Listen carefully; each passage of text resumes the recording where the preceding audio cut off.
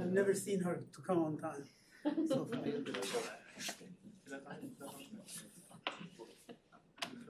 Okay, she'll catch up. You guys can start.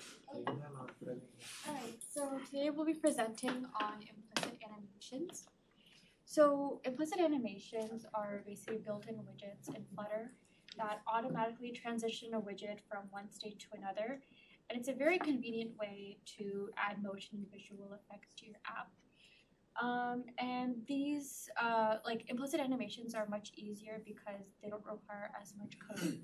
All you have to do is to change like a target value for a widget property, which we'll show you in a bit, and then it'll animate to that value. So implicit animations, they themselves manage the timing and interpolation, so it's automatic. You don't have to do that yourself. Like I said, it's easy to use, and it also manages the duration and curve, and there's no life cycle management for the animation controller. So one example is animated container. A lot of these properties are self-explanatory, so I won't go into them in detail. But as you can see in this GIF, it's like a vertical rectangle, and then changes to a red horizontal rectangle. So I mean the color changing from blue to red. And then the curve, it's basically fast out, slow in. So it starts off fast and then kind of eases in and becomes slower. And yeah, I think everything else is self-explanatory. It goes from like tall to wide. I just interrupt 1 second, go back. So in the previous one, you know, they used things called tweens. And then to be able to change the color from one color to the other, you had to use another kind of tween, which is color tween. Here, they've built everything in it for you so that you can just change the color and you don't have to specify color tween and do all of that. So it's quite a convenience widget. Okay, so the next animation we're going to talk about is opacity. And what the animated opacity class does is it's able to change the opacity of a widget using these parameters. So same thing with the previous one, it also has a duration parameter, and what it does is it controls the time it takes for a widget to change from high to low opacity or from low to high opacity. And the opacity variable sets the max and minimum opacity of this widget. So for at 0, this means that you can't see this widget, so it's like completely transparent. And then at 1, it means that this widget is as clear as it gets. So it ranges from 0 to 1. And if you change this to say 0.5, the clearest it gets is only going to be half of what it is usually. And then a child refers to any content such as text, image, or a column, or any other objects. And so in this example that we put here, this when it's visible, the Boolean variable is true, you'll see the Flutter logo, which is what the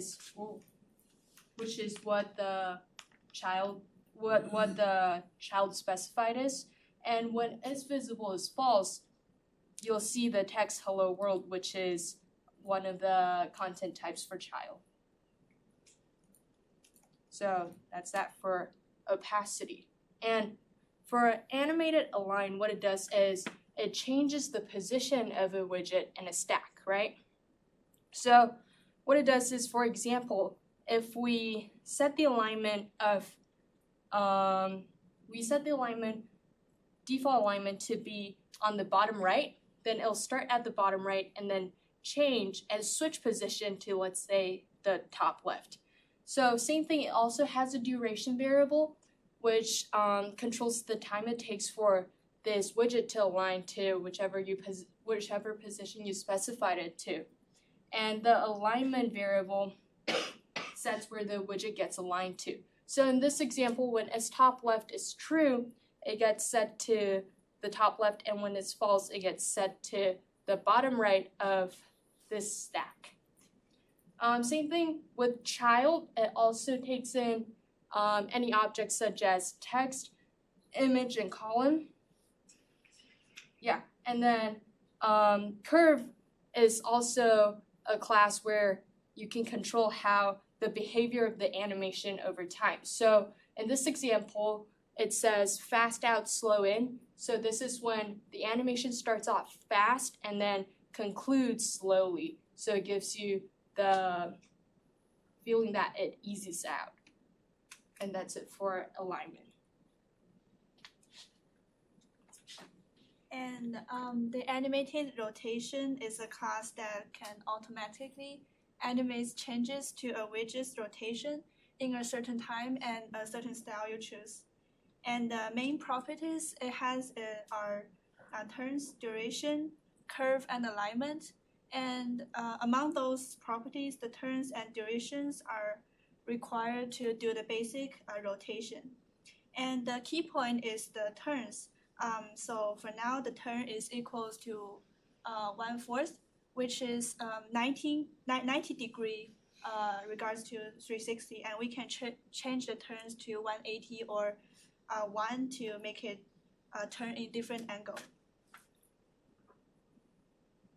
And the animated crossfade is a class that can smoothly animate between two different child widgets by gradually fading one out while fading other in.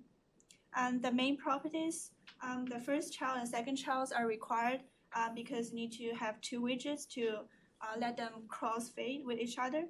And the crossfade states are also required, which is to decide which child to show. So when you toggle the crossfade, the show first was set originally to true. And when you toggle it, the show first will be set to not show first, which is false or true. And so every time you toggle it, the show first change from true to false. And when it's true, you show the first widget, and when it's false, you show the second widget. Just interrupt again. So this widget where you can, for example, you're displaying a long text, and then you don't want to take all the long text there. You then use the text max lines property, for example. You use 5 lines of the text, end it with dot. And it's a container, for example. You tap on the container, and the container is attached to animated crossfade. In the second state, you display the entire text. So it gently increases to the larger text, and then when you tap again, it goes back. That's, for example, a natural use case for this thing to use. And it also has the duration, which is required, but it has the optional options for is reverse duration, which is to control how long the animation will take when it's going back to the previous state. So it's like when you change from a second widget to the first widget.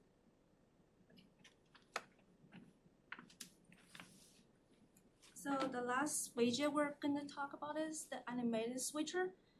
So this widget is used for like multiple child transitioning.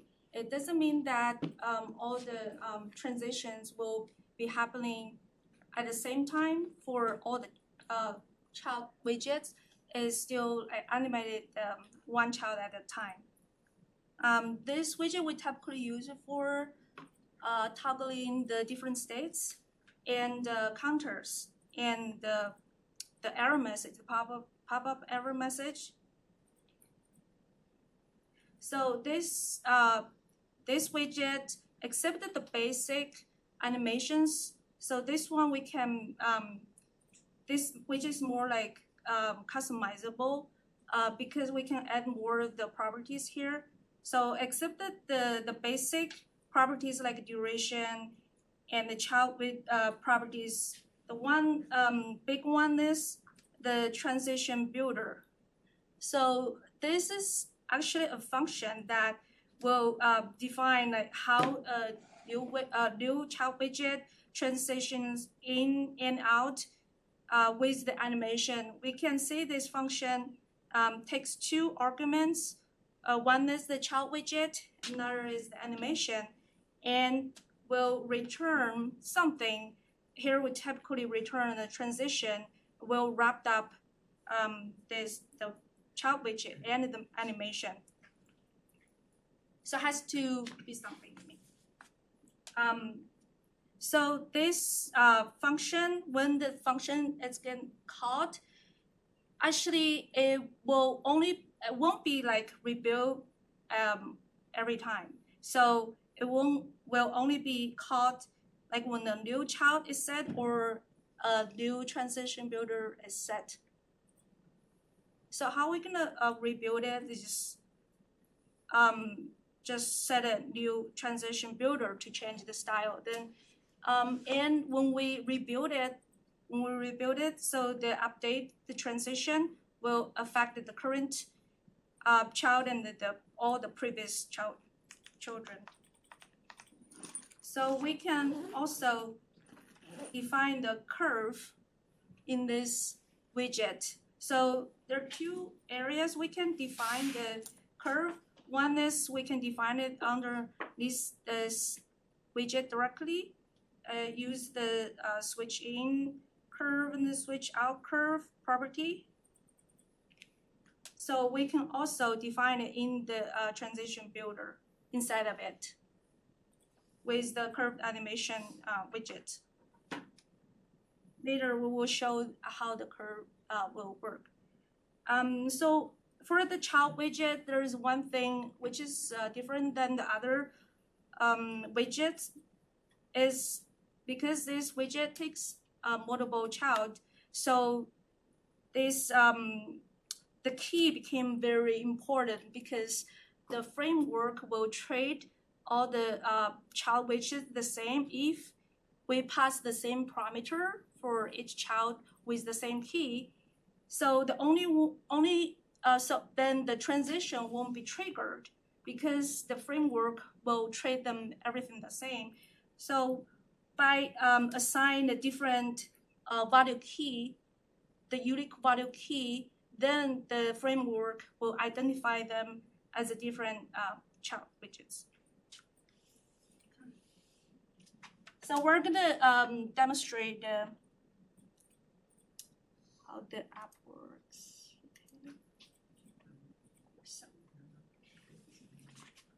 Okay. So for animated container, so right now, again, it's a red square, right?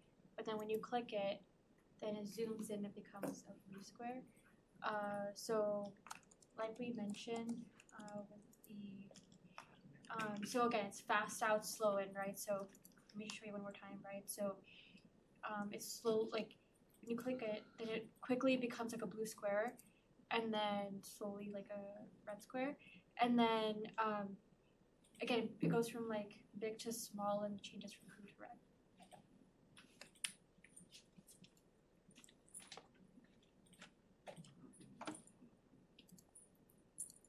Okay, so for opacity, what it does is when we click toggle opacity, it'll switch to our text and it'll slowly fade into nothing because currently our opacity is set for 1 to 0, so it goes from like fully visible to nothing.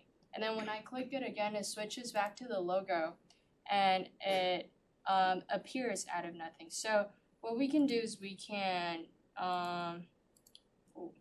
change this to say 0.5, or we can change and keep this and then change this to 0.5.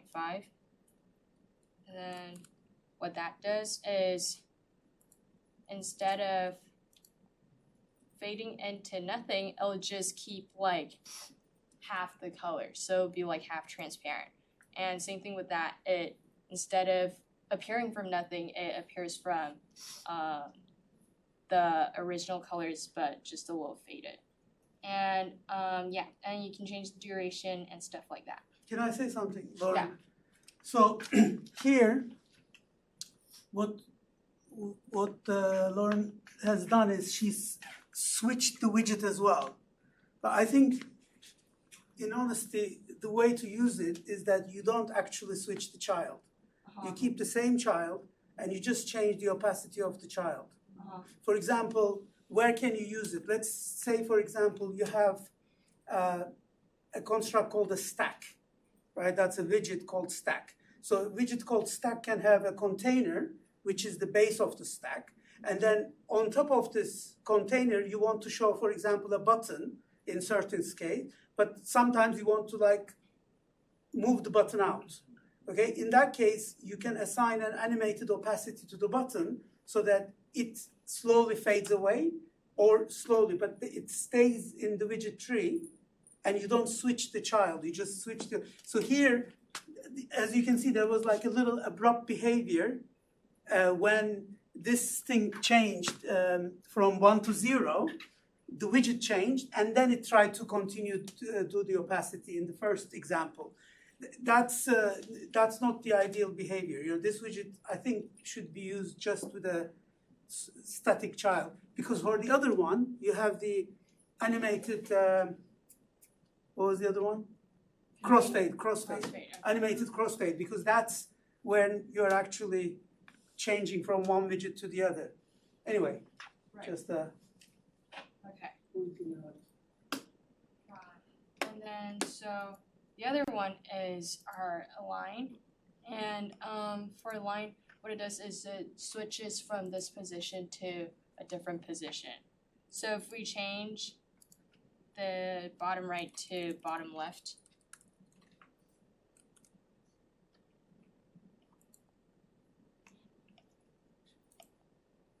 it starts off from the bottom left corner and then switches to the top left corner.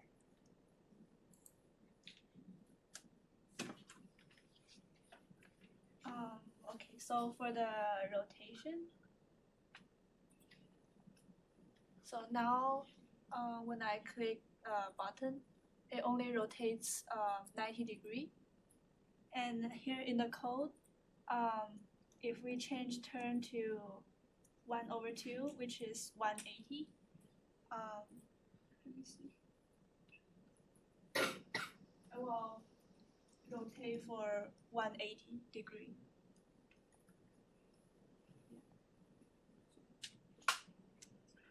Yeah, and the key point just is the turns. Just change the turn, and the class will automatically rotate the icon. And for the crossfade,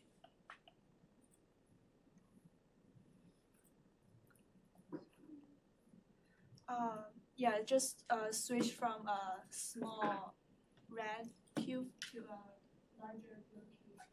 It's switching from 2 widgets.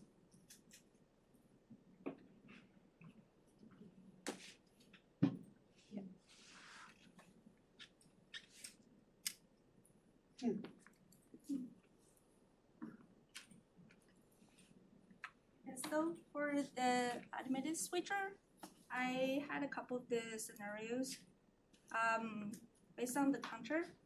So you can see that I played around about the duration. Actually, the multiple child widgets are gonna like go through the entire thing.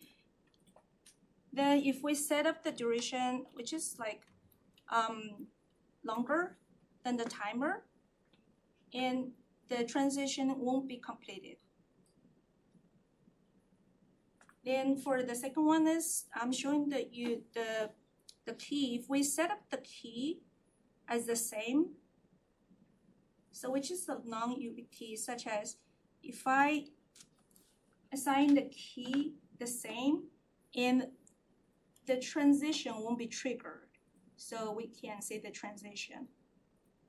So we have to sign, in order to trigger it, we have to sign the unique key. Oh, it doesn't fill in any animation steps. It just sets the state with a new value, but it Yeah. ignores the animation. I see. Okay, very interesting. Okay, I didn't know So- this one. I also had the curve. Shows here that I use the bounce in and out, which is a little bit different. You can say it's bouncing in and out. So with this switcher, we have more control of the transitions. We can like really customize it. Is that all? Fantastic. Thank you very much. Thank you. I'll put them up on the screen. Okay. Very good. This is one of yours, guys? This one?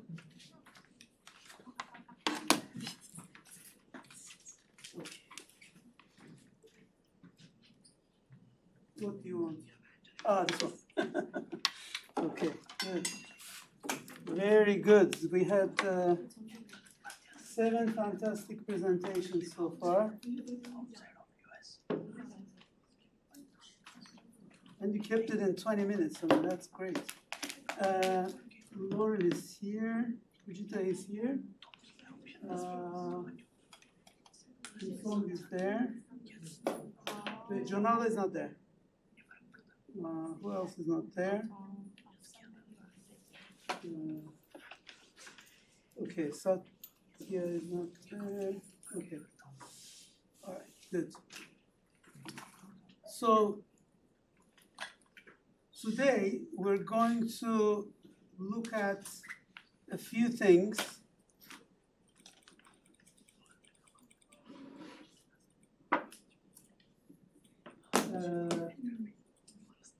So we will look at cloud functions. Okay, so cloud functions is quite an important element of your code, because there's a lot of things that you will want to delegate to the cloud function once the user interacts. You know, a lot of the computations you don't want to actually do on your device.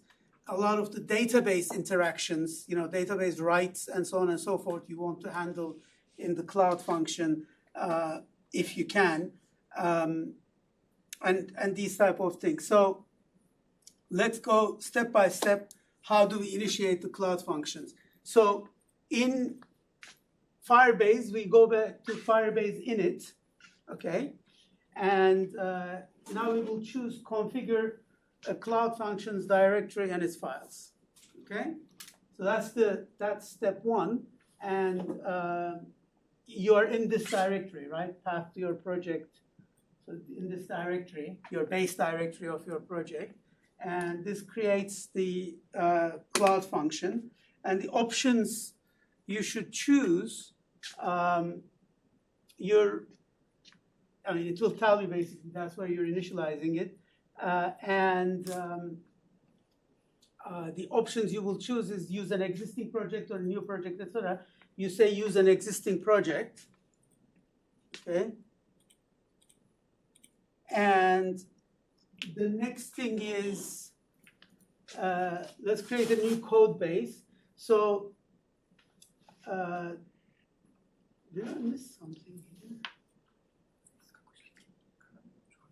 Okay, sorry, I think I missed a step there to choose JavaScript. So in this case, I chose JavaScript. You have the option to choose TypeScript or Python for your cloud functions. Okay, I chose JavaScript. That's what I'm used to.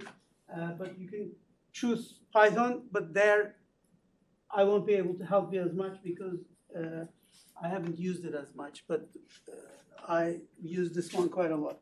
Okay, so so now we have created cloud functions. So, or we have initiated Cloud Functions for our project, okay? And how does it look like, the Cloud Functions, when it gets initiated in the project? How does it look like? It looks like this.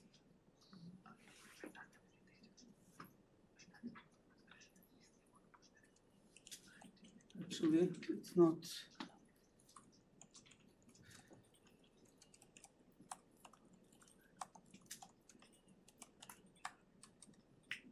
So it looks like this, the Cloud Function directory. It's at the same level as the lib directory. So this is iOS, it goes down, but it's at the same as the lib directory. And it has the node modules. It has a gitignore that you can use. We'll come to that service account. It has index.js and package.json.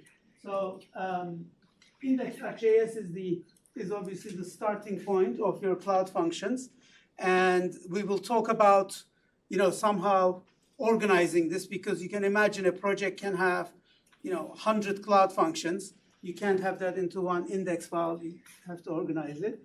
Now, this is crucial.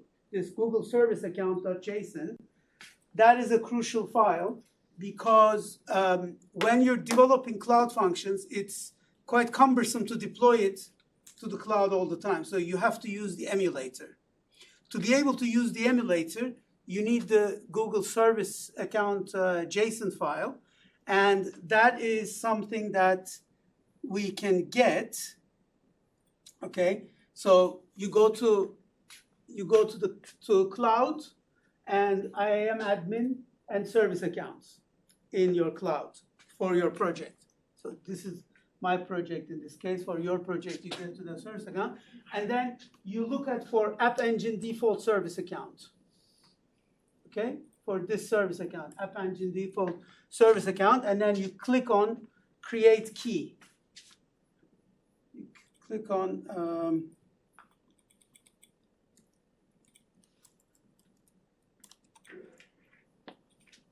on create key, add key, and then you choose JSON for the key, and you then download that JSON to that directory, right? You download the JSON here. It comes with a long garbled name. I call it Google Service Account JSON. And the first thing I do is I go to gitignore, and I need to hide that key, because that key cannot go to Git, cannot go to public domain, etc. And the moment it goes to public domain, Google deletes it. It gets blocked immediately. So make sure that you put it into gitignore. And how does it look in gitignore? Let's have a look. So in gitignore, I've put the Google Service Account JSON. This gitignore is not at the project level, but under the function level, but it still works, right? So I have the Google Service Account JSON excluded. That's great. The other thing I need to do is, when I'm running the function emulator, I need to, before I run the emulators, I need to export this variable. The problem is that variable, if you put it into your Z shell RC file, or in your resource file, generic resource file for the terminal, if you have different Firebase projects going on, you cannot have just one function. So therefore, what I do is I created an emulator for functions.shell command, which looks like this. So it's just this this shell command, and it exports it, and then it also starts the emulators. Now, Firebase has multiple emulators. It has an emulator for Firestore, for authentication, for storage, for everything. I typically use just the functions, because I can work with the Firestore, Firebase storage directly. I don't need to deal with the emulator on my desktop. But this one is very cumbersome to play with. So what have we covered? We've brought down our Google service account key so that we can push the function, we can use the functions on the emulator. We've saved it, we've hidden it from Git. And then the next order of business is how to ensure my Flutter code uses the emulator, okay? And that's achieved with this. So obviously you add the cloud function, but that's achieved with specifying for Firebase functions instance, use localhost port 5001, okay? So that's now the emulator done. Now, the functions can be called from two places. It can be called either from the internet, in which case you will require the onRequest method, but the first thing we're going to do is try to call it from our Flutter code. And from our Flutter code, we call it with onCall, okay? And when I'm calling it with onCall, it actually, I also can send my current authentication state. We're not doing it now, not to complicate it, but there is the reason to use the onCall over regular HTTPS request, which would go public. So, and our first function would be in this format, exports a hello world, onCall, and logger.info hello, called hello world function, blah, blah, etc. So the logger is another library that allows you to put a log into Cloud Functions. You'll see in a minute. It simply returns a screen. So let's see this in action. Let's see this code quickly.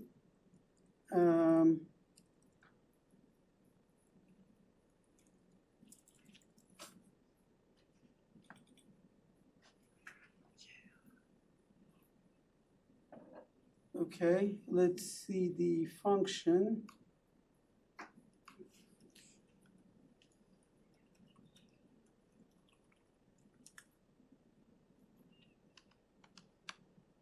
Okay, so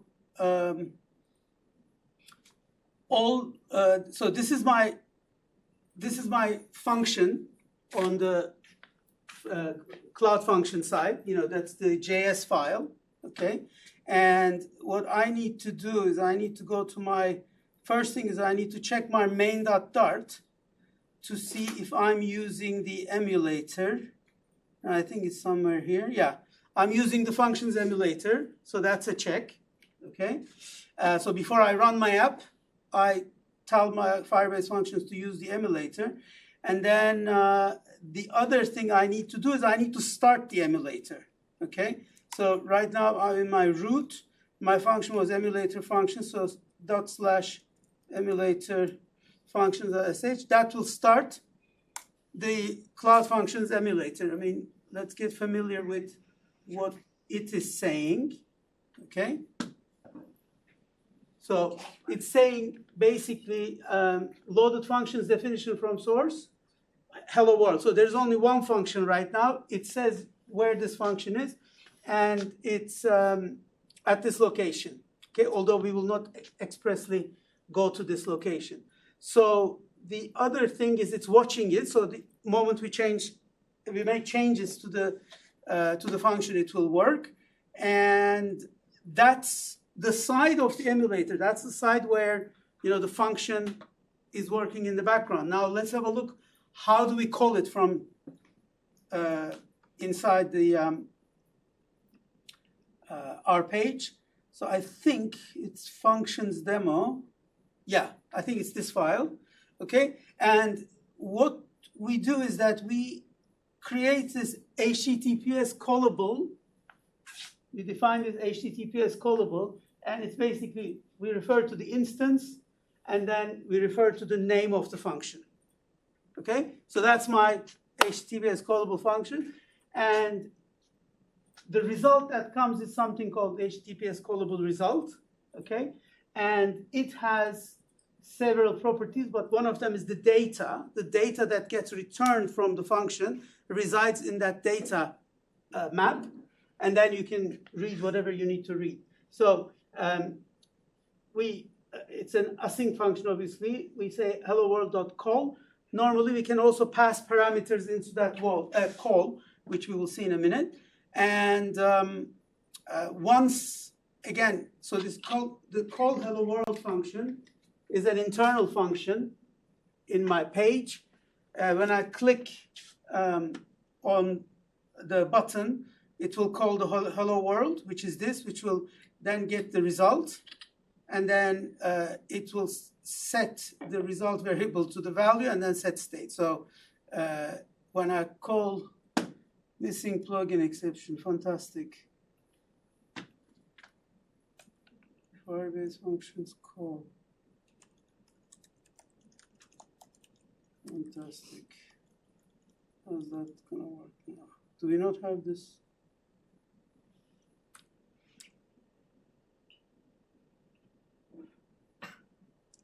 Sorry about this.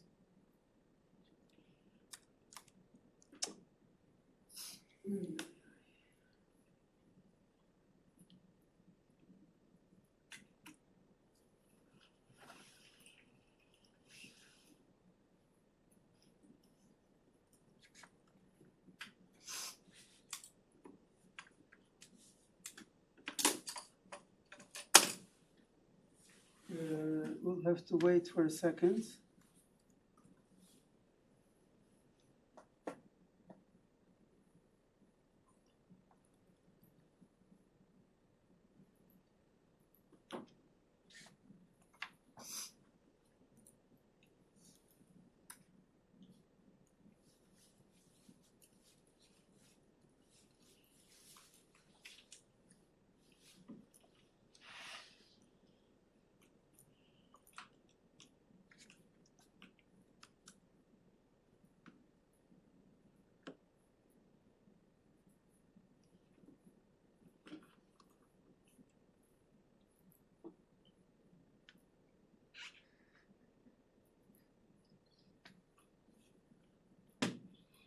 Um,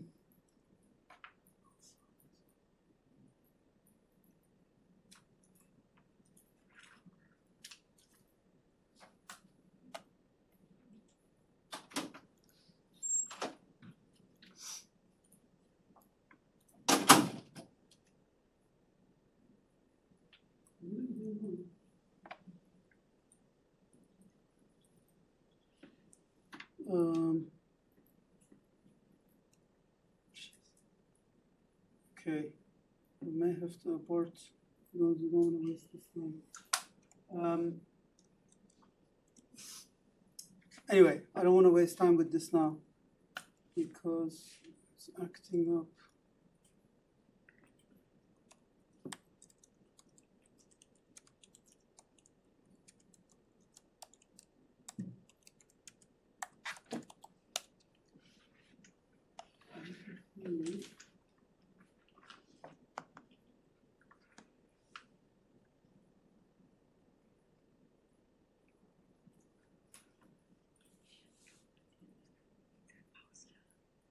Okay, we'll just talk about a few other things when it's starting to trying to build.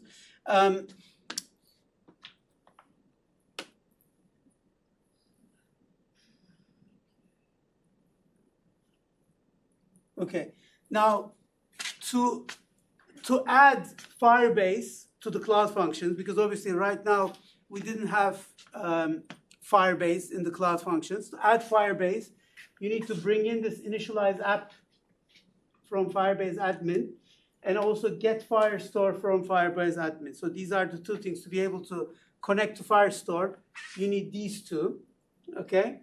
And the request object so the way we're calling the function is with onCall, and the request object that gets passed in brings the parameters with the data, okay? So, so let's say I have an add data and get data, two functions that are created. First of all, from the data property of the request, I get the collection string, so the name of the collection. And then I get a map, which is the content I need to write into the Firestore database, okay? And then when I call get Firestore and I give the destination collection and I'm adding the data or the contents as a map, I get a document reference. So that's the reference to the document that I just created in the Firestore database. And this document reference has a path, has an ID, and also you can get like the data in it and so on and so forth. But the document reference is the object that gets created. And if I want to read data from the database, I get, first of all, a link to the Firestore instance, which was initialized with this initialize app. And I specify the path, and I get the object. And then what I'm returning is the content of that object.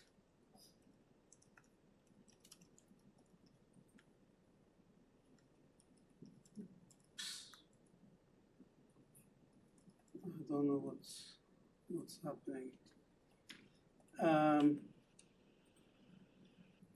Okay.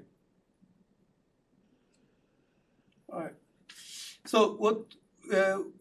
So we have that the content of that object, and then how am I calling it from my Flutter project? I'm calling it.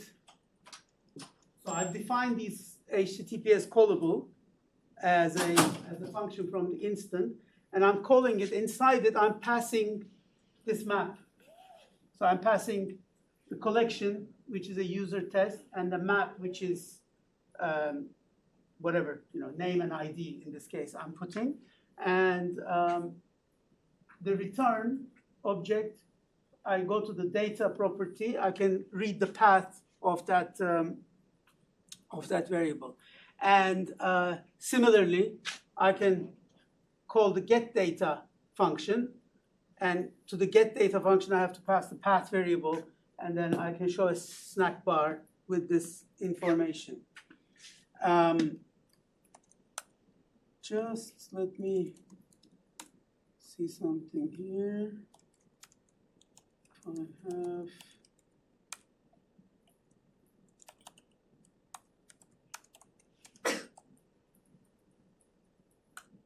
I was just checking if I have the GIF file, but no, I don't have it here.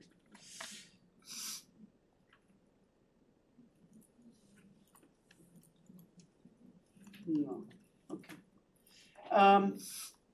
Right. So one thing to pay attention to in Firestore, this is very, it's a useful thing. It's something called a collection group. Has anybody heard this before? Has anybody used Firestore before? Okay.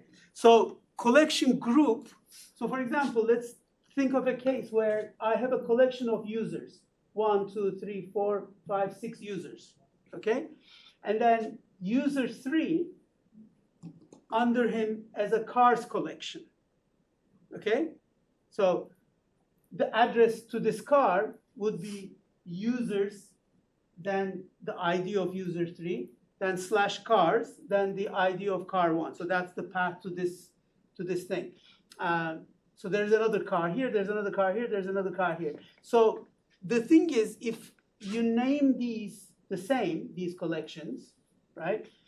What you can do is that when you say collection group cars get, it gives you all the cars under the collection name cars, okay, anywhere they are. So they could be anywhere, all the cars under this collection. So this way, you're able to organize your data nicely under a user. I mean, a user will have, I don't know, images, files, cars, some other properties, multiple email addresses, multiple home addresses, etc. You can organize all of that. But then if you get if you want to get all the email addresses that you have in your older databases, you just call it with collection group. Okay? But sometimes with these collection groups, you may have to create indices, which, as you've seen in the previous lecture, Firebase tell you how to do it, right? it gives you a link to go and build these indices, and we've done that. This thing. So for deploying the function, so now we've done the function in the emulator. In the package.json file, so in this file,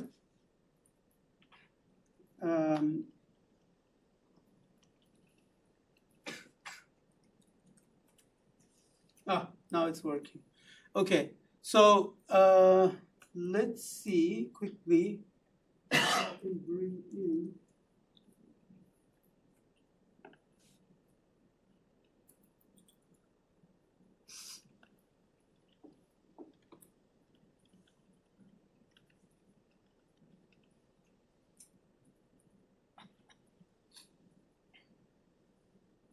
It needs a reload.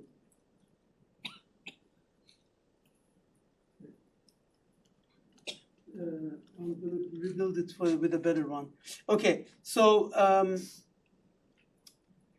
in this JSON, in this package.json file, under functions, so functions directory package.json, here is the engines. Oh, I'm also in 18. Okay, 20, better. So this, then you deploy this with my -- only functions, because if you say without that, it will also deploy your web and whatever other things, or Firestore rules, for example. In the project directory, you can also keep Firestore rules, Firebase storage rules, a lot of things. You can deploy it with this. Okay, and so when you've deployed the function, you go to console cloud Google functions list, and it lists the functions that you have. It shows a few parameters, for example, memory allocated, the runtime, last deploy, etc. You can actually go inside the function and see all the code here, or you can change the allocated memory to 1 gigabyte, 2 gigabyte, etc. Also, sometimes your functions are going to run a little bit longer if you're processing small things like images or doing sort of complicated transactions in the database.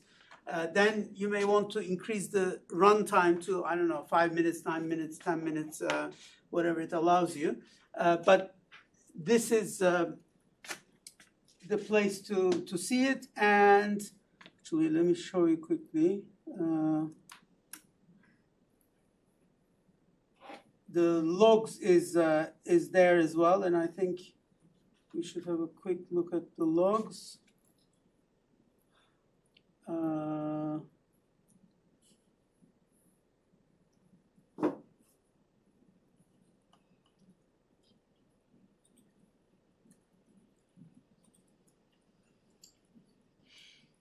Oh, actually, this is Cloud Run. I can see it in Cloud Function.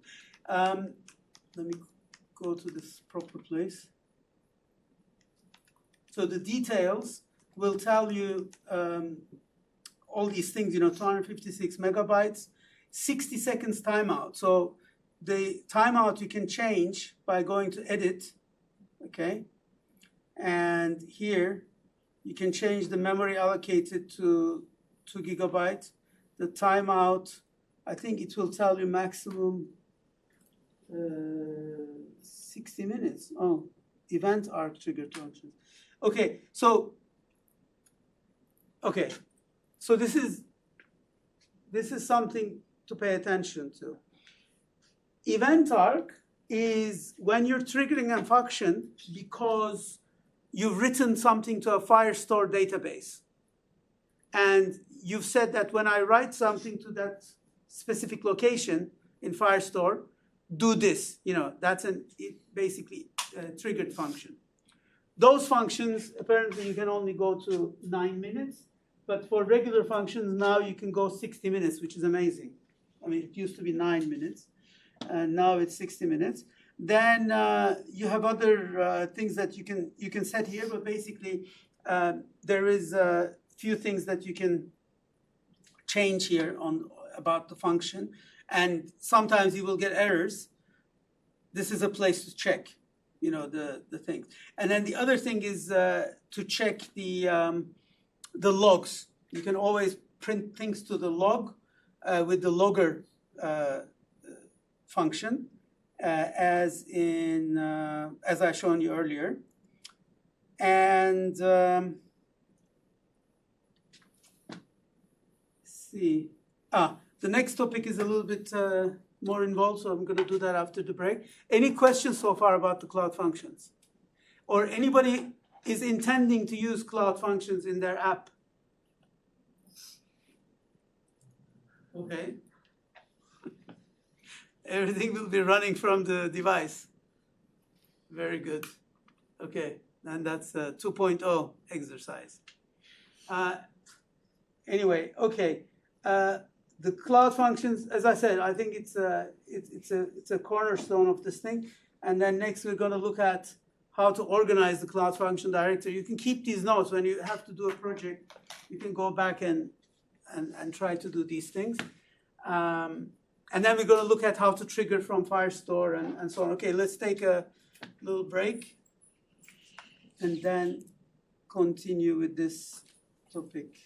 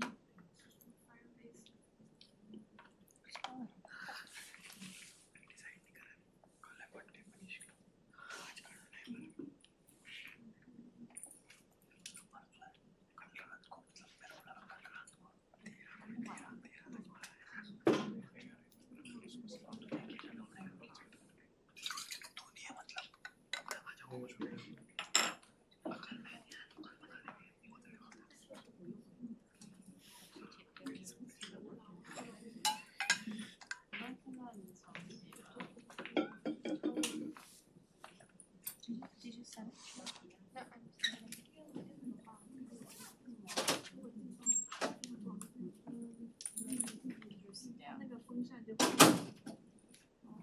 No, I'm shut down.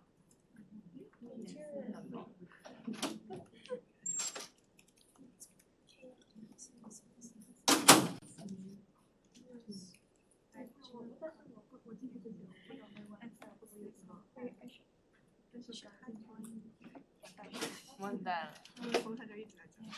停不下来了。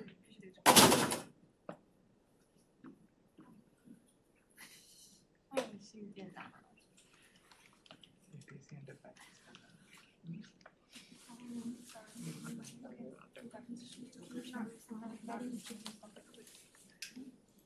应该关进去不会。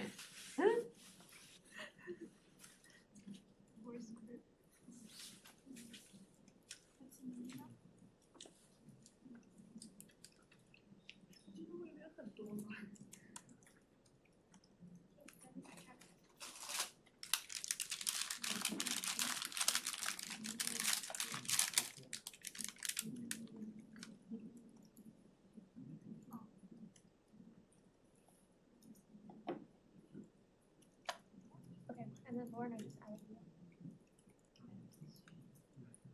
Go to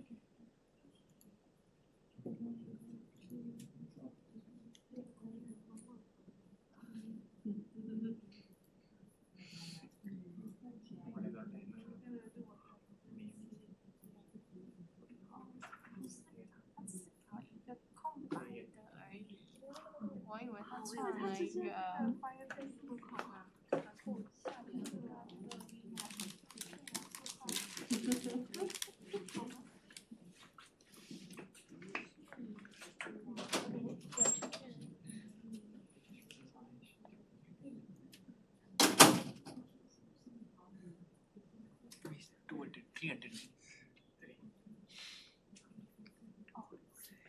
He randomly takes attendance. Yeah, we took the last class and this class.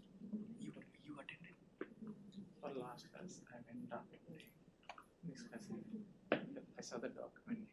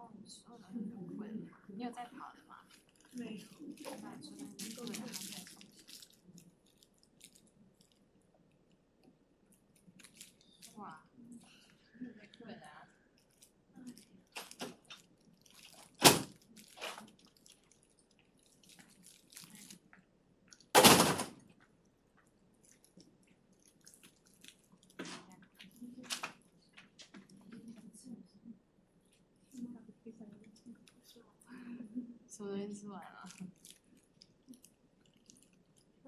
哇，没救了，没救了，他一转就没救了。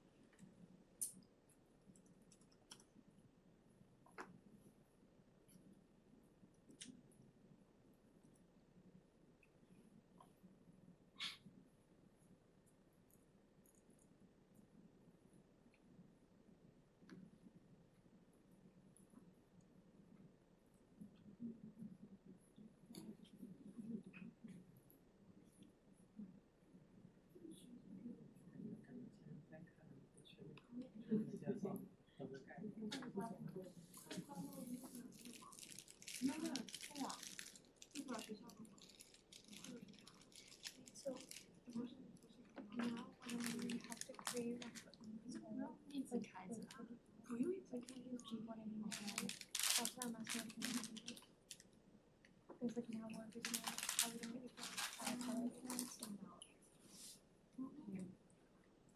Which one you want to do?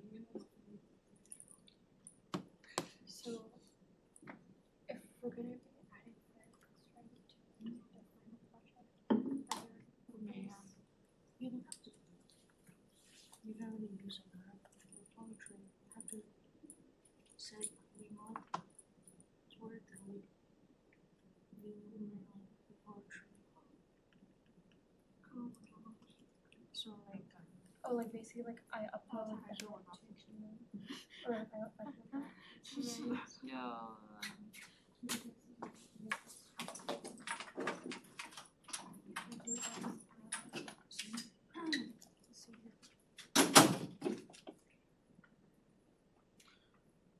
Hang on, wasn't it one of the requirements for the final project that you would have to use Firestore and Cloud Functions?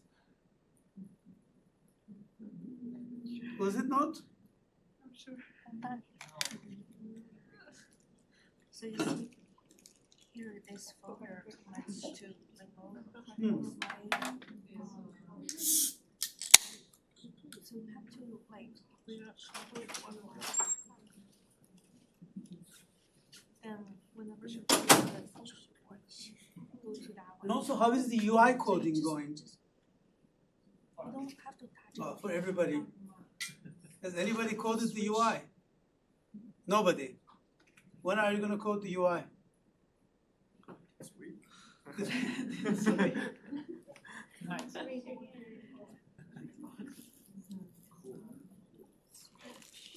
Okay,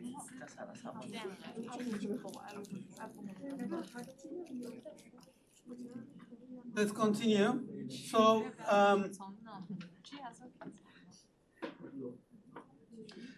this is adding the namespace to the cloud functions. As I said, you can imagine running a big app. You will have probably a namespace for like database interactions, a namespace for, I don't know, payments, a namespace for image processing type of stuff. You will have, or a namespace could be for subscriptions or messaging, a lot of things. So the way you organize it in this format, let's say I'm going to create a namespace called miscellaneous and a DB. The only thing I put in my index.js file is these two things. I'm just saying the index.js, the only thing it does is it exports the mist and DB files, okay? Then, for convenience, I mean, this is my personal taste, I create an init.js file, an initialization file, where I get a reference to the logger. This is very important. So to write messages to the log, and with different error levels, warning levels, info, you create a reference to logger. The on request is your typical regular HTTPS function to call from externally through the web, right? So to type it into the, or just through an HTTP request. This is that function. The initialize app is again important to get your Firebase initialization done. Firestore gets a handle to Firestore. You can imagine there are similar handles for getting storage, I don't know, messaging, and so on and so forth. But you get the Firestore handle through this one. And the on-call method is for calling the functions from within the app with the authentication route or authenticated call. Initialize app I do in this init.js, and I export then these things that I got here. So I don't export the initialize app, but all the other I export from the init.js. And then in my actual function, right? So for example, in the mist.js, this is my mist namespace, which currently has one function, hello world. I import logger and on-call. I don't need the Firestore stuff here. I import logger and on-call from init.js, and that's my function. For the database, I get Firestore and on-call, and I define my functions here. So all I've done is I've taken the add data, get data, Firestore functions, and put them into a different file called db.js, right? So now my function world is organized better. So let's have a look. So that's my index.js. That's my init.js, and the files db.js and this mist.js are here. Those are my, and you can imagine those, all these different namespaces you can have listed here, and it will be easy to manage. Okay, so that's how you split it up from just big index.js into smaller things. And the only thing that changes is that our function was called hello world. Now it gets the namespace and a dash in front. Okay, so the function gets a namespace and a dash in front like this. And the other convenience is you can only deploy a single namespace. I mean, you can deploy just a single function as well, but you can say, when you say functions colon DB, it just deploys the DB functions if that's the only place where you've made changes, okay? So imagine, again, you have 100 functions in your database, in your cloud functions. You don't want to deploy 100 of them all the time. That's the way to do it. Okay, so an important thing is these Firestore triggers, okay? Remember I was telling you that when something happens in the Firestore database, you can trigger Cloud Functions. So that is an object that comes from Firebase Functions Firestore on document created. So you have on document created, on document updated, on document deleted, and on document written. So on document written encapsulates all three of these things: update, delete, and create is basically on document written. The other three events are single: on document created, deleted, updated. And so I'm bringing this into my init.js, and how am I using it in the Cloud Functions is, so in my database, right? In my database functions, I add a new function called onUserCreated. I'm calling it onUserCreated, and it's using the onDocumentCreated method. Okay, this is just a name I'm calling it. This uses this method, and what's written here is that there is a pattern for the path of the object that gets created in the Firestore database. So the object that's created needs to have been created at users_test. It needs to have been created here, and then I will get a pattern for the user ID. And even though I'm not writing it here, I'll show it in this next page. This user ID is a pattern that I can reference. But in this case, the object comes in the event.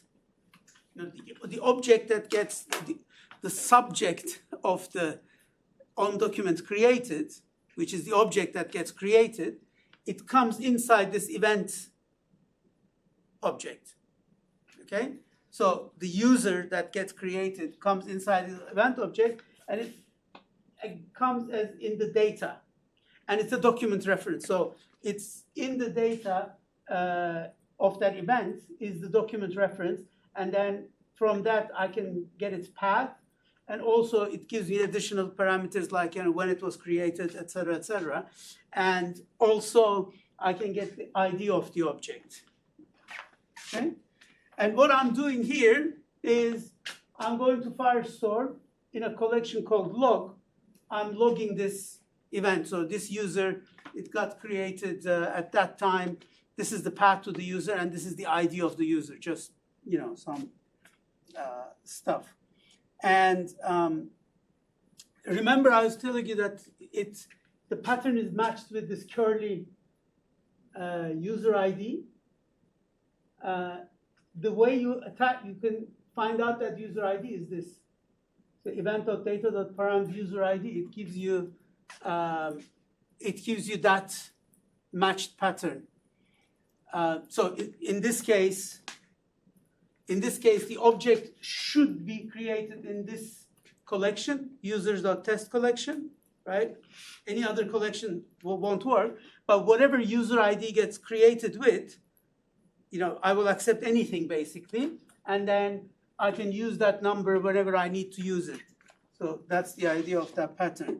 Similarly, for example, I can have an onCar added function. Remember I showed you this users and cars sub-collections. So it would have a pattern like this. Name of the user's collection, user ID, then under the user a car, and this. So basically some users that don't have a car, this will never get triggered. This will only get triggered if the user adds a car. So if the user adds a car, for example, you can say, okay, create a parking permit for him, or create a parking sign for him, or whatever, you know. That's what this function can do. And in the background, your app can create this email and send it to him. Okay, you have to register your car or do this, etc. So I can, again, attach to these parameters that I matched in here in this method.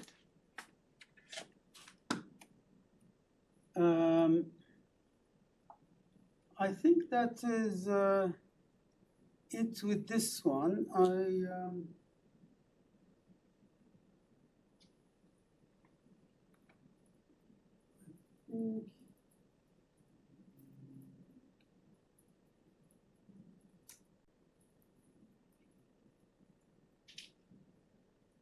Just want to show you.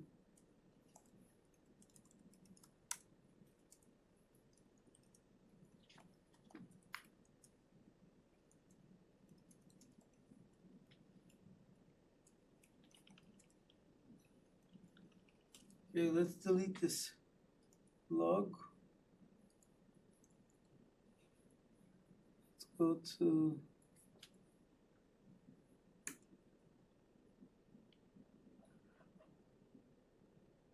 okay, so the onUser written function is already here, right?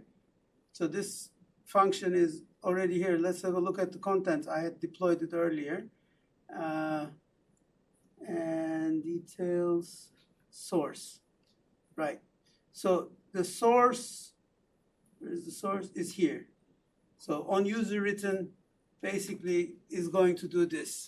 Is going to add this to the function. So let's try to call it. So add data. So what is the add data here in these functions?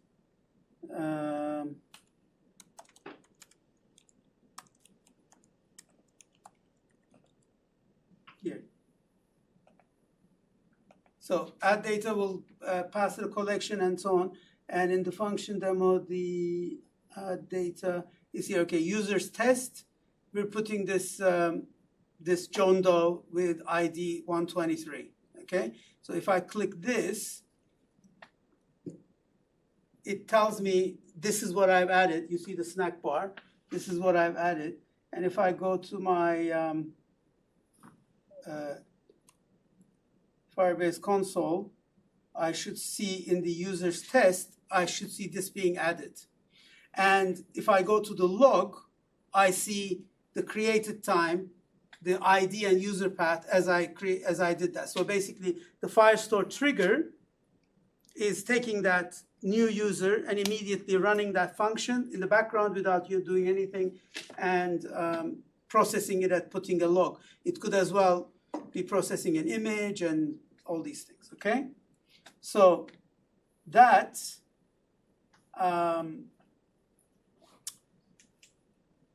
I think that's, so basically you can build on that, on these triggers. There's various other triggers, and there's a bigger triggering system called Event Arc. You can create much more specific triggers and really build a serverless architecture where a lot of things run in the background, even though you don't manage a server. Okay, that's the idea. Any questions on these functions? No? Nobody's interested in functions? Or you understand everything? Okay.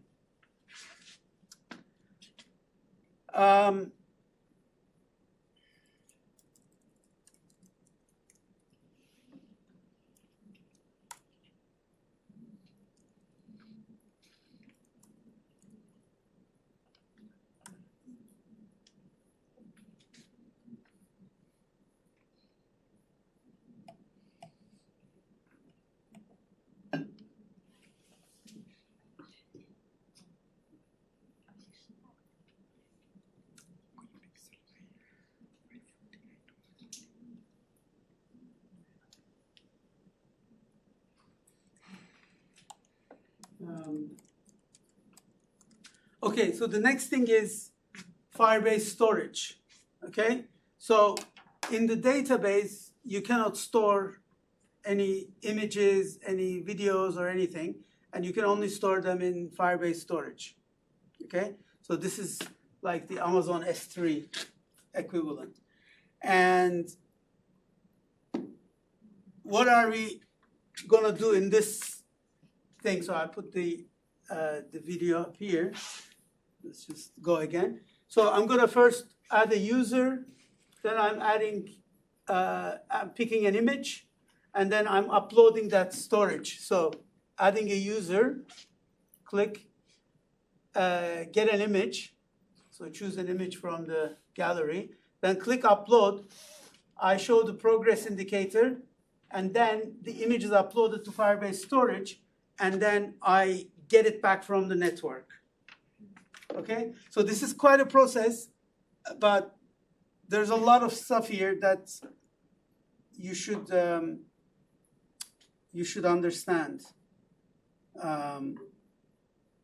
Okay, and as I said, what are we doing? We're entering a new user, we're picking an image, we're uploading the image to a place that's related to that user, right? You don't want to upload the image anywhere. You want to upload the image to somewhere sort of related to the user. We'll see that. And then we can display the uploaded image as a network image in our app, because we have this image.network construct. And then once we have uploaded the image, we should update some parameters on the user object so that when we pull the user object, we also have a link to the image directly when we get the user image from the database. So first step is you add Firebase storage. And then there is currently a little bit of a bug. Remember, we're using the Firebase Firestore with just Firebase Firestore.instance without anything else. Here, you have to, it's better if you provide this, this bucket. So when you go to Firebase storage, so this is the Firebase storage, and it tells you this bucket name here. So GS / blah, blah. So take this value and put it in here in the instance 4. Then you know that you're actually going thing, because they've made some stupid change, and it actually wasted me like 2 hours because they made that change and I didn't read the small print. But pay attention to this if you're going to use the storage. Okay, now in the code, what are the things we're going to do? These are the things that we're going to do. We basically pick an image from the gallery, and then the way I want to put it into Firebase storage is with this path. Users, user ID, images, and then image name. Because then if I go to my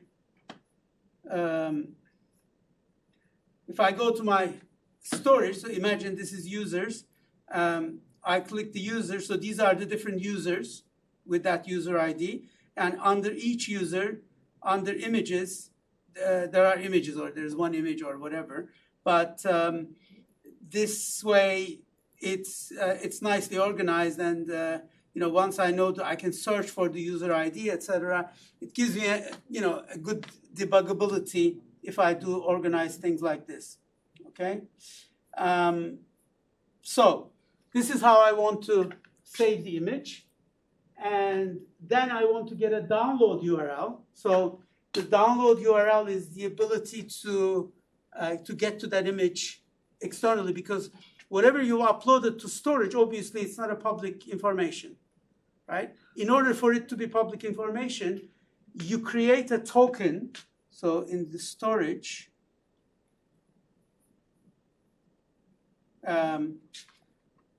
file location, storage. So you have like an access token, okay? This access token basically gives you the ability to reach that file. I think.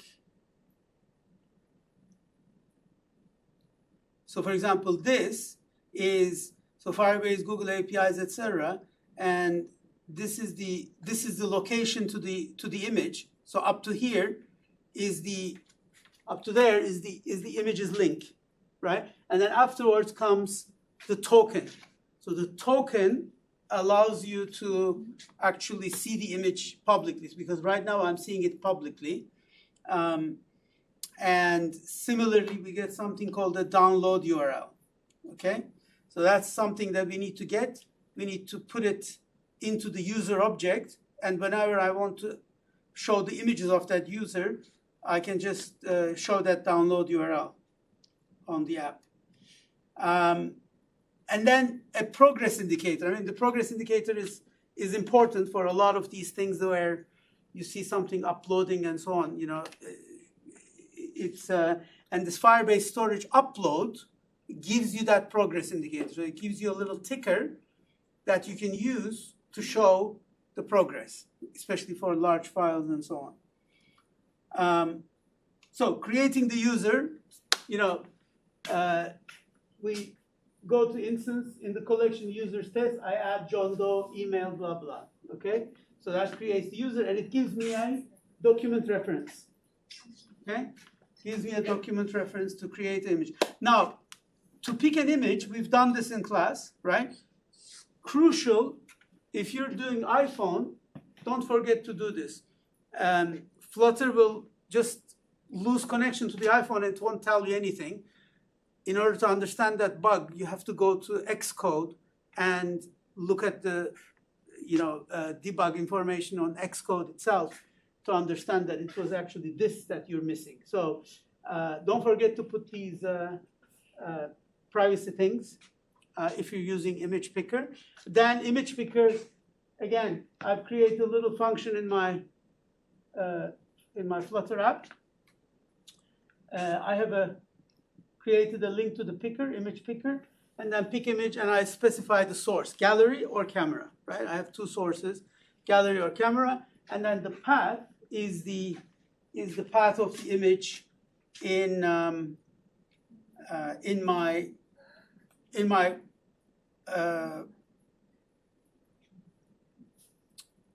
my computer or in my device. So let's now run this in the background. Okay, so this now I've picked the image. So I have a file name, right? Now the image name, in this case, obviously it's coming from the database. It's going to come with a lot of non-equal type of information. What I'm doing is there is a library called path. There is a library called path. So let me show you this quickly. So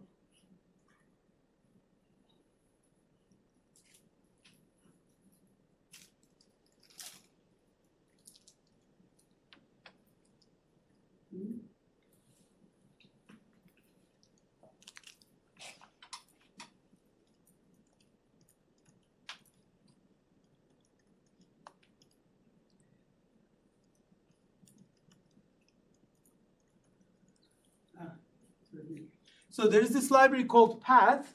Typically, the way you do it, you import it as library path as P, and then to access the features of path, basically to get the base name of a file, etc. So in this case,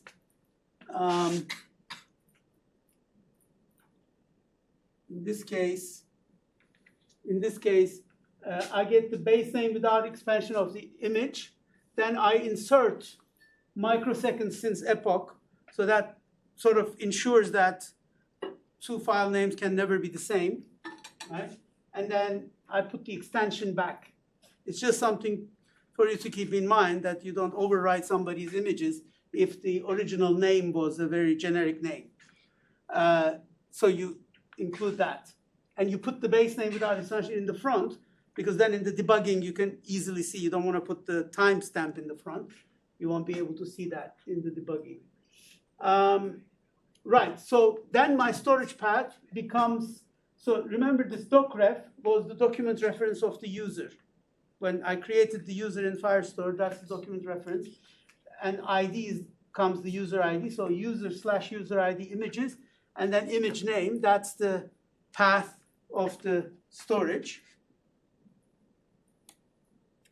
Now, again, one of the peculiarities of Flutter is that there are certain cases when web and mobile, Android and iOS are different.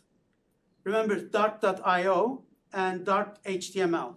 And what we did was we created a save image class in one of the previous classes, and the save image.dart, which is the entry point, which is the package that you import. That file, what it does is it exports one of these things depending on which library is in the background. So by default, it exports this one, image other.dart. But if dart.io is loaded, it sends the image IO, and if dart.html, image.web. Obviously, it will go either one of them because we're designing it for web or Android, iOS. And what we will do is that this pick image and uploading to storage, we will have to separate again. And where it breaks is this file object. Is the file object is Dart HTML for web and Dart.io for Android and iOS. That's why we need to pay attention to this. So in my save image file or save image class, so let's have a quick look at this save image class. So save image, it just exports these libraries. The image other implements these things but doesn't do anything. Okay, image IO is where we're going to actually implement it. You will recall that we implemented the save image to gallery. Now we're implementing upload image to storage in here. And the upload image to storage, in this case, it takes 3 arguments. One is the argument of the file. So what are you uploading, right? So you have to give me the file. Next thing, where in Firebase storage do you want me to put it? Right, that's important. The next thing is, do you want me to report back to you with the progress?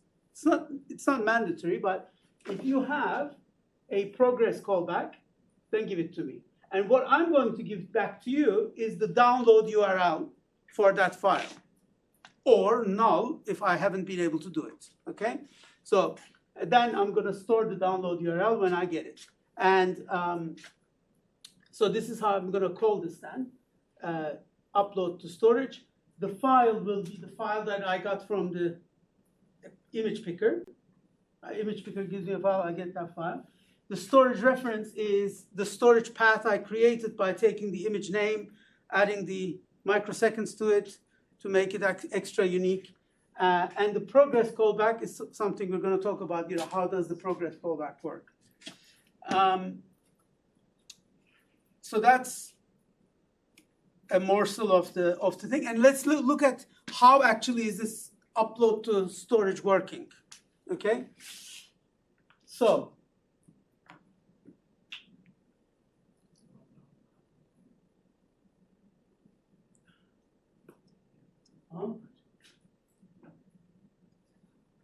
this shouldn't be there, sorry. This shouldn't be there. So just ignore that for now. Ignore this line. You create something called a task, okay? And it's defined as upload task. And you take your storage reference, which is the position where you're going to put it in storage, and then you call this method called put file and send in file and not X file, right? Remember, the input is an X file. Input is an X file, but and the input has to be an X file because that method has to be the same in all 3 implementations, and the arguments have to be the same. So therefore, the input has to be an X file. But what I can send to this method, storage reference, is a file object which comes from Dart.io library. And it's an important distinction. We looked at this before when we were saving the image to gallery. So, and how do I create an object of file? Because the file object, the X file object, has also a path property. If I pass the path into file, I have a handle to the file object, okay? All right, so that's a task. I haven't done any pushing yet. I'm not pushing anything out, I've just created the task. Now, how does this update callback work? So if the update callback function, what does it look like? The update callback function is a void function, so it doesn't return anything, but it takes a double. So this is a function that is given to the uploader. So you're uploading something, and I'm giving you a function. It's like I'm giving you a telephone number. Every time your upload is 10%, call me, right? So the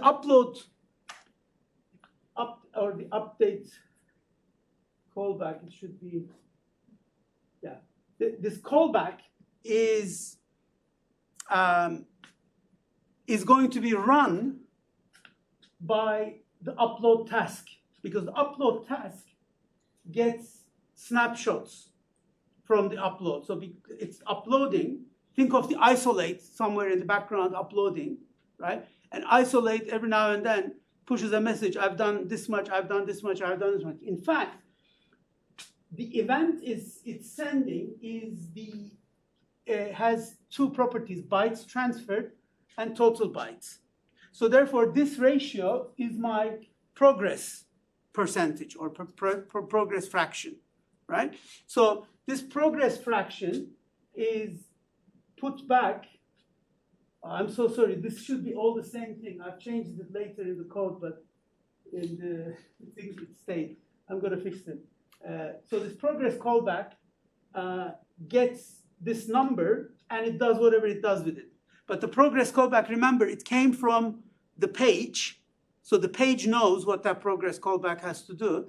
And what it's saying is, whenever there is progress, just tell me. I'm going to deal with it, okay? I'm going to inform the user. So that's then a listener put the snapshot events, attached to, but the task still hasn't started. This is where the task starts. The task of uploading starts by doing an await on the upload task. Okay? This is when it starts, and when it ends, it gives me the final snapshot of the task. What is the status of the task? And the state of the task, if it's success, then I'm ready to extract the download URL. Okay, now the object has safely gone into storage, and I can request the download URL. And then I can return this download URL. Okay, so that's the way that the upload will work. Now, so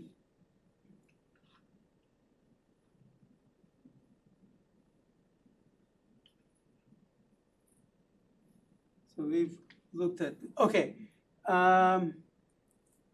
Yeah, so that's how the progress callback works.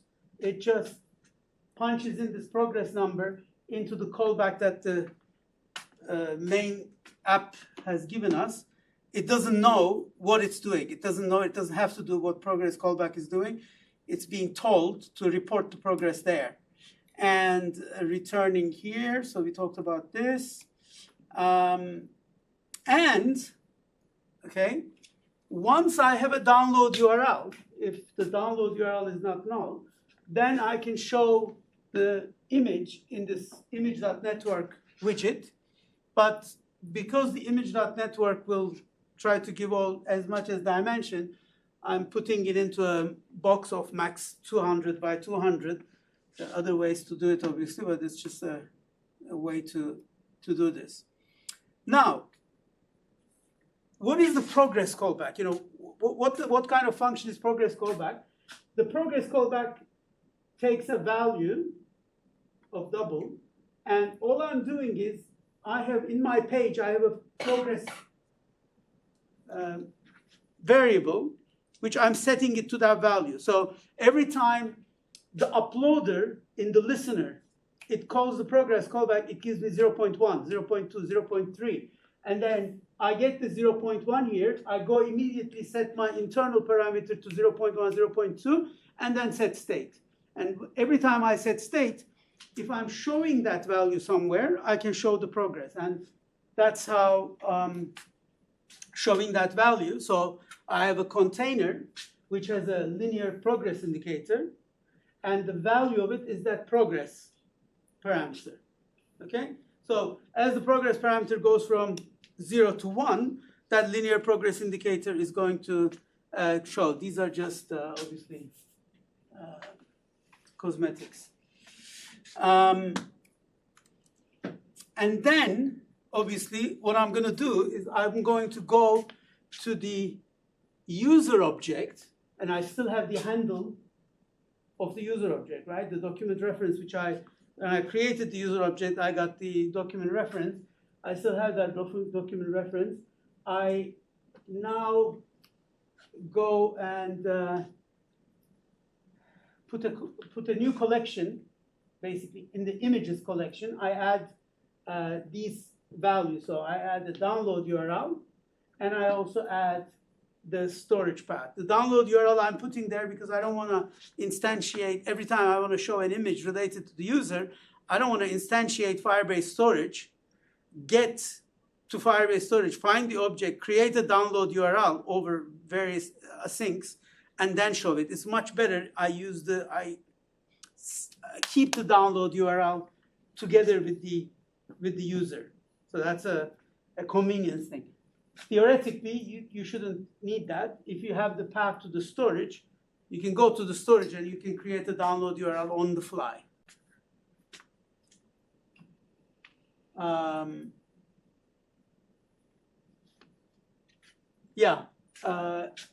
Always keep the path to the actual storage element together with your user in the same place.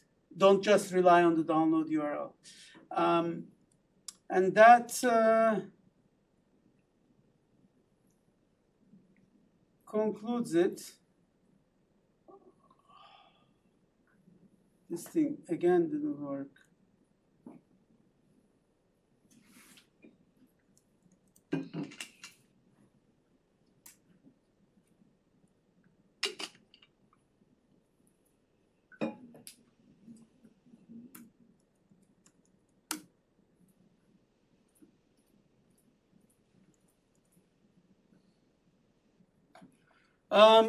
To be honest, I don't have anything else to explain. I mean, if you have any questions or regarding to your projects, we can talk about it. But I would really like you to put at least one cloud function, even a hello world, but like initialize it in your library, in your project, put it into the thing and make a call to it one way or the other. I think it's an important tick mark, cloud functions and cloud firestore. Those are important things that you should have explored in this course.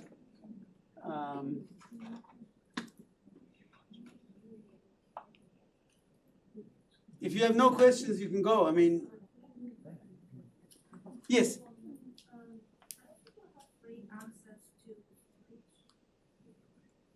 No, you don't. You have to get the Blaze plan.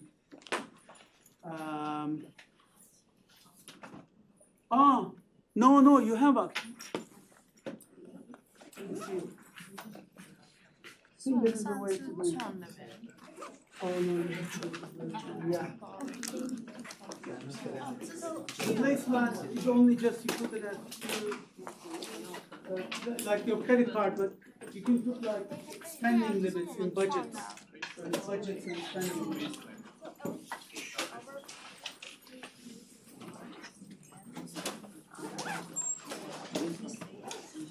Oh, the iPhone. Oh, guys, 1 second, please hold. So I'm going to send you a form later tonight or tomorrow where I would like you to please put your email that you use to connect to Apple App Store or Google Play Store, because what I'm going to do is I'm going to create accounts for each of the teams in the Play Store and App Store, and if we can get to it, to be able to push your apps into the test flight and so on and so forth.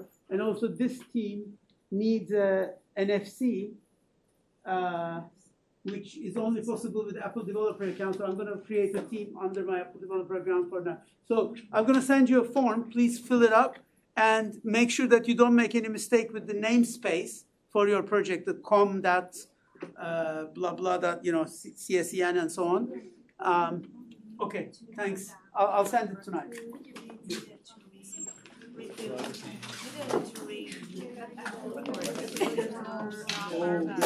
Can we just turn in our gift? Or did you want? Or not yet, like the link. Link is fine if I can do it. Thank But If you can hold up, I can. screenshots, how does it work? Oh, yeah, like All the UI. not the whole thing, Okay. but we're waiting for us to connect the back end to the front end, and like we need the data and the profile section where in order for like the UI UX to look so we've made like the pages and buttons and like some of the functionality first, I just felt Okay, so maybe 12 more minutes. yeah. Anything early? Yeah. Thank you so much. See you. Bye-bye.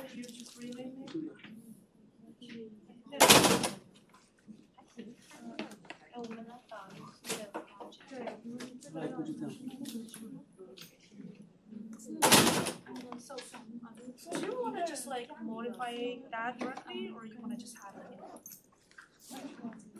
Like if we have like a whole. So I think you can just keep the kind of base part, you don't need to change that one. So I'm using some kind of login code. I need to give 1, 2, 3, 4, 5, 6 such kind of login codes. Why? Just in case of, I'm just making it simple. Other than email ID and password authentication, can I log in this way? To who? To your app. No, I'm just working on this, like some other personal project to just give it a straight. Oh, And you gotta relay for all the three. I don't think this is, I don't think it's So if you use some kind of login codes, can you do in place of authentication or something with the Firebase? But why don't you do it with Firebase authentication? Because it's Just too much. just to make simple. Yeah, I think Just to make the login to simple. watch the Login and password is very easy with the Firebase. Yes. But other than that, what are the other ways to work on with the Firebase login for the login? 一定要 Oh, 他弄 there's 吗？ the Google 他 application 现在 Facebook, 其实弄好不行， Apple 这是我 Pay. 们来弄，这是这个， So as per my requirement, I'm creating a game professor wherein which I have to log in for the kids. So wherein which I need to log in with a digit, like 1, 2, 3 or 4, 5, 6, such kind of digits rather than using. 因为我记得 For the- 要设置哪些东西，好像还要 input 它的就打开 Oh, 那个 okay, Google okay, Doc， so you have- So you have- I'll show you the yeah, game. 你要做吗？我可以。电脑快，对你，因为它之后要 run 它那整个，对，要弄那个整个 process。你是说现在从头到尾一条龙全部更完？啊，我觉得10分钟差不多。差不多。等那我，个你想走也可以，反正老师给我我们弄吧。那个 process 个 Firebase。哎， It's the game. Why does it work? 它也之前是 I 有一个 changed few files where I have file， 就有一个是吧？你觉得有 file 吗？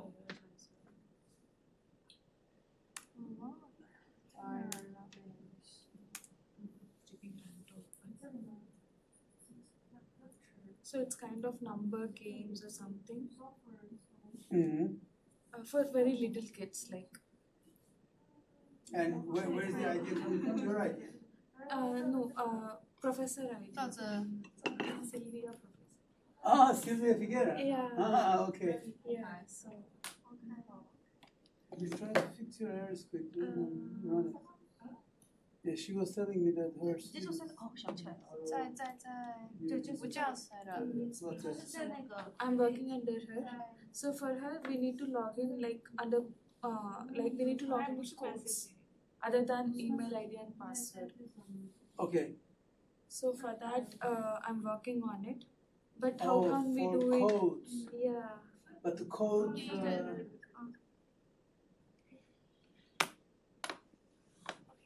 我记得我们 Okay, once I see your. 对，我们搞过。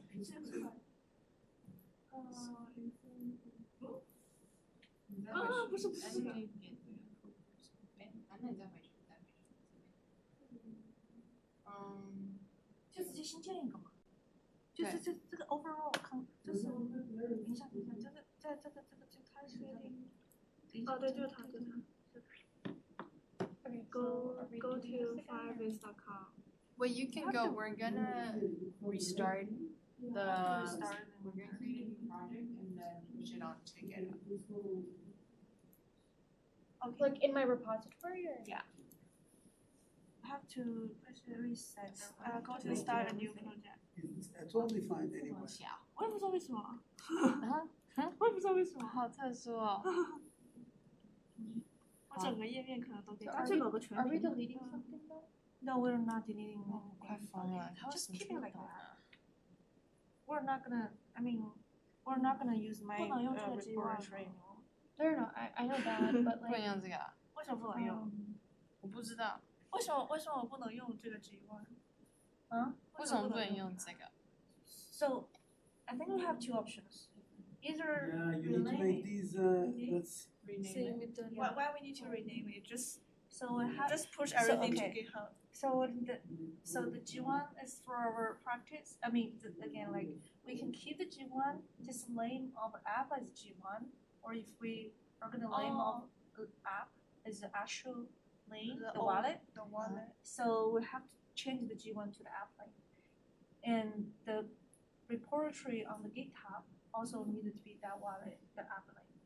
Okay. so that's why like this is Omni Wallet. So that's like So yeah, if your repository, the project name, the app name is this, then the G1 has to be replaced to this. Okay. So then we use the database and we won't have information. So we didn't do it on Brian? No, let's. Well, let's do it here. Okay. Okay. Created. Okay, what's our project? Omni Wallet.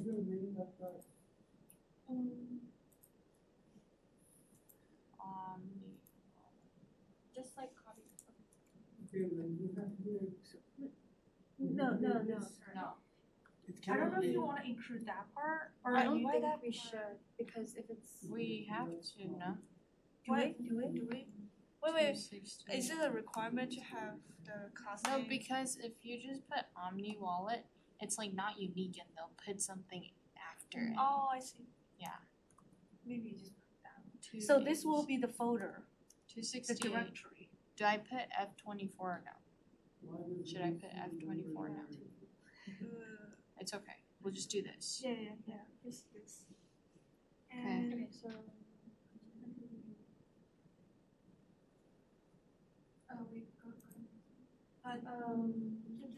default. Why is so small? a default account Firebase. What's so small? Like the text. The text. Okay. Okay, it's setting up right now. so they're going to do Which one? naming convention of number. Oh, all these ones. Yeah. we already passed. Is that? What number? Can you open this? 讲话呢？我们就弄 iOS、Android。 iOS, This Android, one is web put app. in there.